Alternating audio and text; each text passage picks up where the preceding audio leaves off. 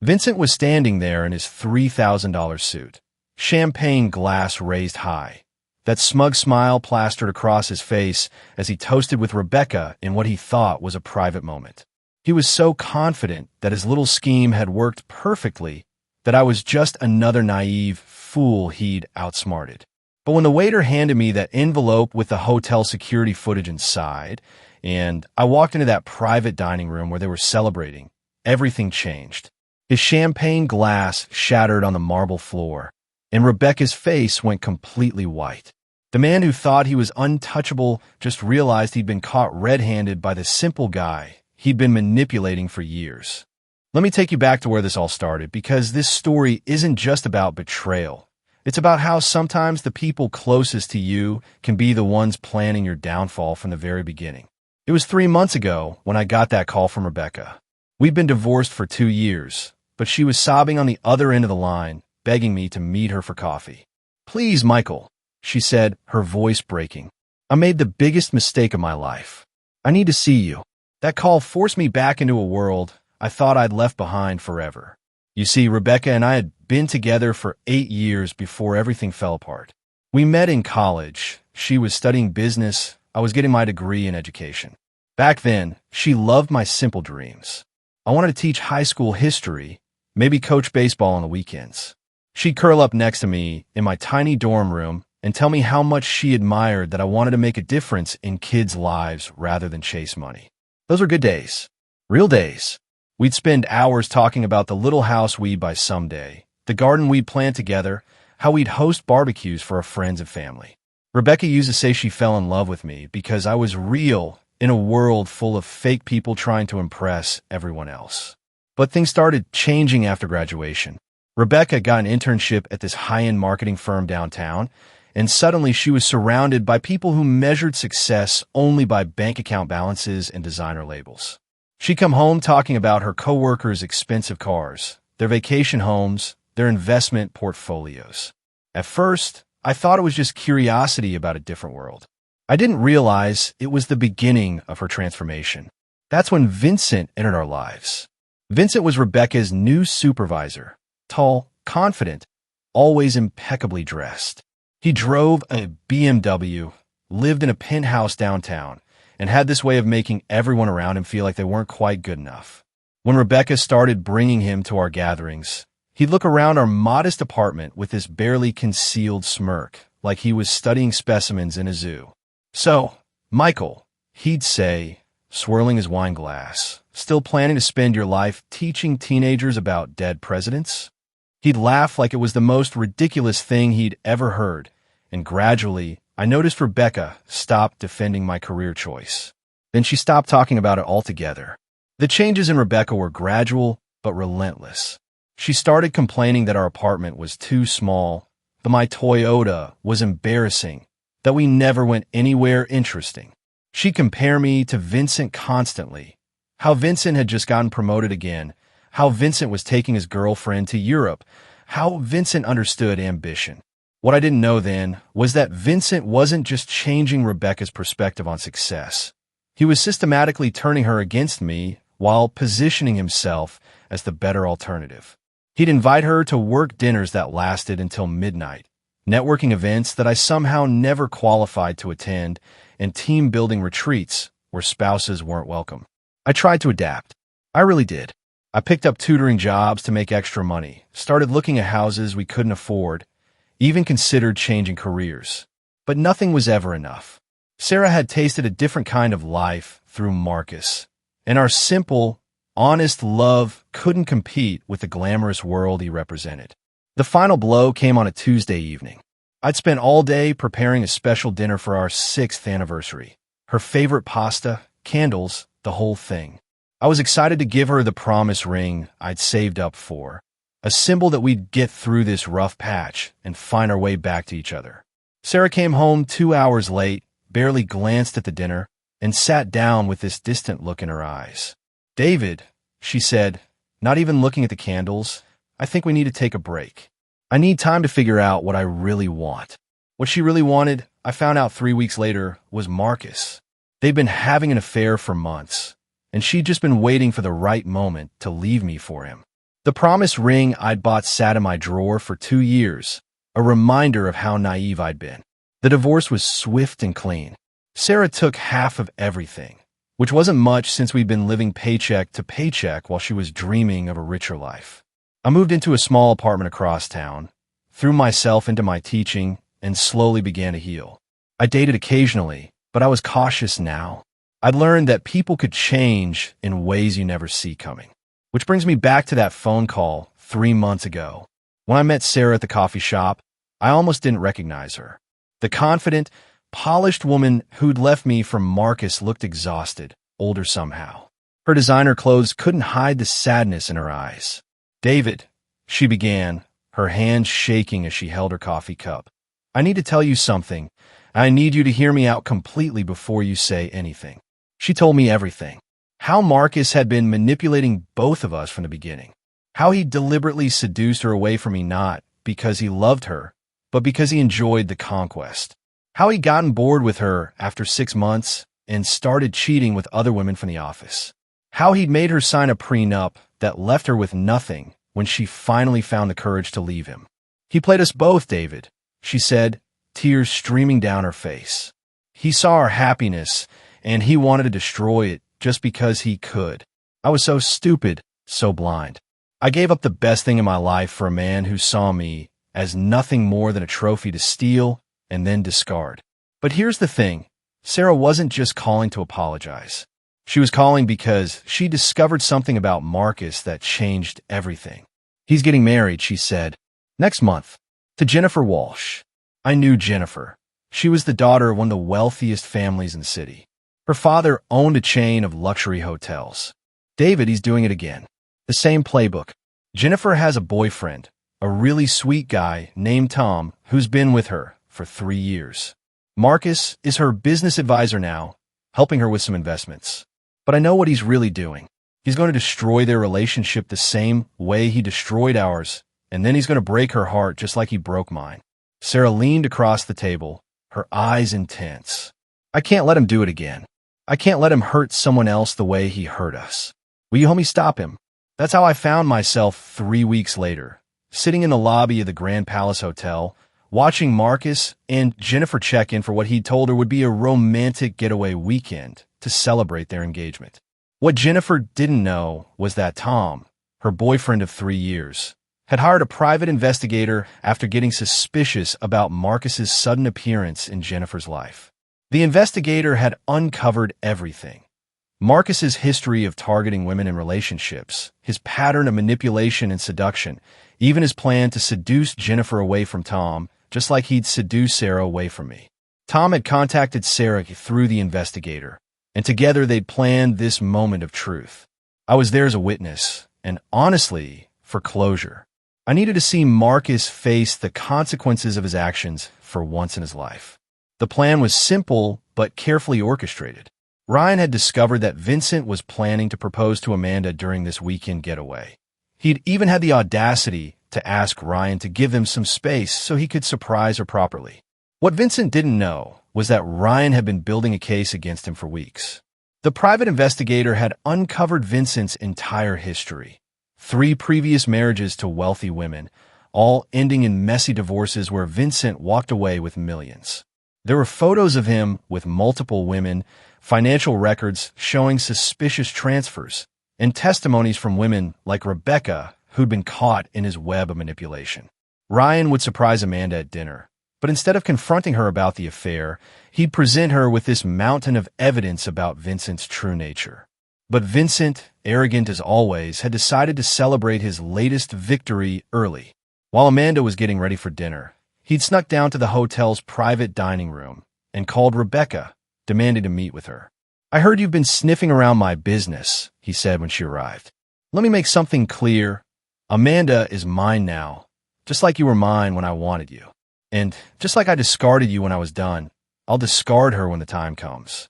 There's nothing you or that pathetic ex-husband of yours can do to stop me." He raised a champagne glass in a mock toast. "Here's to always getting what I want." That's when the waiter, who was actually the private investigator Ryan had hired, handed me the envelope with the security footage and audio recording of Vincent's confession. The whole conversation had been captured in perfect detail. I walked into that private dining room just as Vincent was laughing about his latest conquest. Rebecca saw me first, her eyes widening with a mixture of fear and hope. Vincent turned around, still smirking. Well, he said, if it isn't the school teacher. Come to watch your ex-wife grovel for forgiveness. I didn't say a word. I just placed the envelope on the table and pressed play on the recording device. Vincent's own voice filled the room. Amanda is mine now, just like you were mine when I wanted you. And just like I discarded you when I was done, I'll discard her when the time comes. The color drained from Vincent's face. His champagne glass slipped from his fingers and shattered on the marble floor. Rebecca looked at me with something I hadn't seen in years, respect. You see, Vincent, I said quietly, the thing about thinking you're smarter than everyone else is that you eventually underestimate the wrong person. Amanda's boyfriend, Ryan, hired an investigator weeks ago. This entire evening was a setup.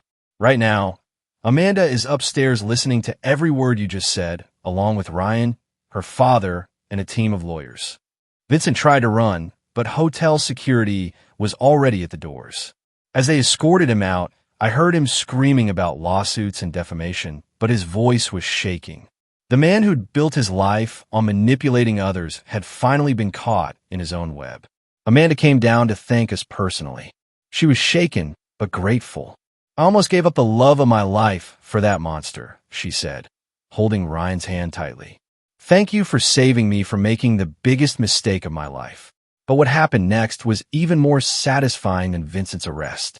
Amanda's father, Charles Walsh, pulled me aside and asked me to join him for a private conversation. Michael, he said, his voice serious, Ryan showed me everything about Vincent's operation. The fake investments, the shell companies, all of it. But what impressed me most was learning about your role in stopping him.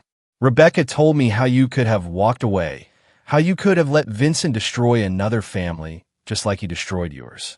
But you chose to help strangers instead. I tried to deflect, but Charles held up his hand. I own 17 hotels across 3 states. I'm always looking for people with real character to help run my operations. I'd like to offer you a position as Director of Guest Relations at our flagship property. The salary would be, well, let's just say it would be more than Vincent ever made in his fancy marketing job. I was stunned, but Charles wasn't finished. There's more. I'm starting a foundation to help victims of romance scams and financial fraud. I want you and Rebecca to help me run it. You've both been through this nightmare and came out stronger. You could help other people do the same. But the real vindication came later that week. It turns out that Vincent had been running similar schemes for years, not just romantically, but professionally. The investigation had uncovered evidence of embezzlement, fraud, and tax evasion going back over a decade. He'd stolen nearly $2 million from various families through fake investment schemes. The women he married weren't just romantic conquests. They were carefully selected targets based on their family's net worth and business connections. Rebecca's family got their $200,000 back, plus interest and damages. Amanda's father recovered his $500,000 before it could disappear into Vincent's offshore accounts. But beyond the money, there were the testimonies from other victims, women from across 3 states who'd been manipulated and financially devastated by Vincent's schemes. The FBI had been building a case against him for months, but they needed someone on the inside to get the evidence they needed. That's where Ryan's recording came in. Vincent's confession wasn't just about his plans for Amanda. It was a detailed admission of his entire criminal enterprise, captured in crystal clear audio. By the time the authorities finished with him, Vincent lost everything: his job, his assets, his reputation, and his freedom. His penthouse was seized, his BMW was impounded, and every account he'd hidden money in was frozen and liquidated to pay back his victims. He was sentenced to 15 years in federal prison for wire fraud, money laundering, and racketeering.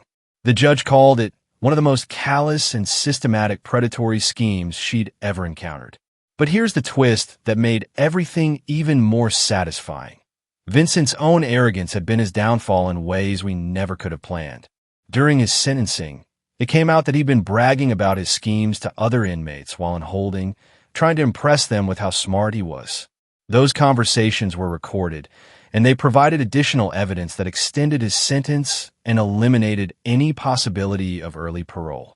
Sarah and I never got back together. Too much had happened, and we were different people now. But we found something better: forgiveness and mutual respect. She went back to school, became a counselor specializing in helping people recover from manipulative relationships. She found peace in helping others avoid the mistakes she'd made. As for me, I'm still teaching, still coaching baseball on weekends, still living in that small apartment with my simple dreams. But I learned something important through all of this. Integrity isn't just about doing the right thing when it's easy. It's about doing the right thing even when someone is actively trying to destroy your life. Marcus thought he was playing chess while the rest of us were playing checkers. He thought his money and manipulation made him untouchable. But in the end, the simple school teacher he dismissed so easily was the one who helped bring down his entire empire of lies. Sometimes the quiet ones are the ones you should never underestimate. Sometimes the people living simple, honest lives are the ones with the most power when it really counts. And sometimes justice comes not through revenge, but through simply standing up and refusing to let evil people destroy innocent lives. Marcus learned that lesson the hard way, sitting in a federal prison cell, wondering how the naive fool he'd manipulated for years ended up being the one to expose his true nature to the world. The best part? Jennifer and Tom got married 6 months later, and they invited both Sarah and me to the wedding. At their wedding, Tom gave a speech about how the greatest gift you can give someone is your trust, and how the greatest strength you can have is the courage to protect that trust in others.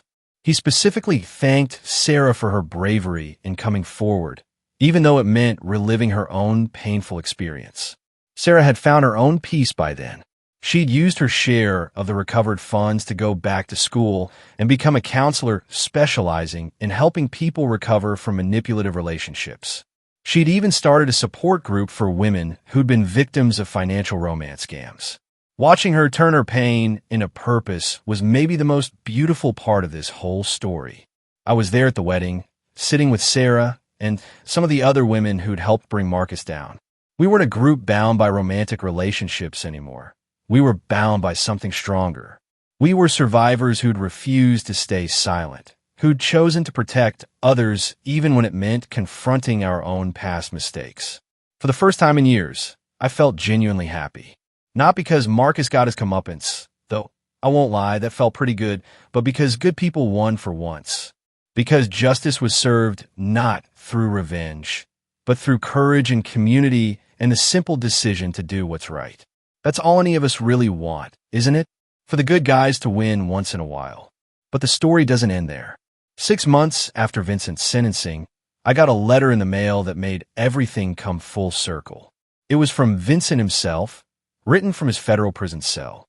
In a letter, he actually tried to apologize, not out of genuine remorse, but because he'd heard about my new position and the foundation's success. He wanted to make amends and asked if I could put in a good word for him with the parole board when the time came. Even from prison, Vincent was still trying to manipulate people, still thinking he could charm his way out of the consequences of his actions. I showed the letter to Rebecca when we met for our monthly foundation planning meeting. We both laughed, not with bitterness, but with the kind of laughter that comes when you realize how completely you've moved past something that once controlled your life. You know what the funniest part is? Rebecca said, folding up the letter. He still doesn't get it. He still thinks this is all about winning and losing, about who's smarter or more successful. He has no idea that we're not even playing his game anymore. She was right. Vincent was sitting in a cell, still scheming, still plotting, still thinking like the same predator who destroyed so many lives. Meanwhile, we were building something real, helping people, creating genuine connections, making a difference in the world. Sometimes I drive past the penthouse building where Vincent used to live. There's a nice family living there now, a teacher like me and his wife who's a nurse. They have 2 kids and a dog, and on weekends you can see them playing in the courtyard, laughing and enjoying the simple moments that Vincent never understood were the real treasures in life. The BMW dealership where Vincent used to lease his cars, They now sponsor our foundation's annual charity drive. The marketing firm where he worked, they hired Rebecca as a consultant to help them identify and prevent workplace manipulation and harassment. Even Marcus's old office became something better. Charles Walsh bought the building and turned it into a community center where we run our support groups and financial literacy workshops. It's funny how life works sometimes. The man who thought he could take everything from everyone ended up giving us the motivation to build something bigger and more meaningful than anything he ever created through his lies and schemes. If this story resonated with you, please hit the like button and subscribe to the channel for more incredible true stories. And let me know in the comments, have you ever had someone try to manipulate your relationship? How did you handle it? Your stories help others who might be going through similar situations. Thanks for watching, and I'll see you in the next video.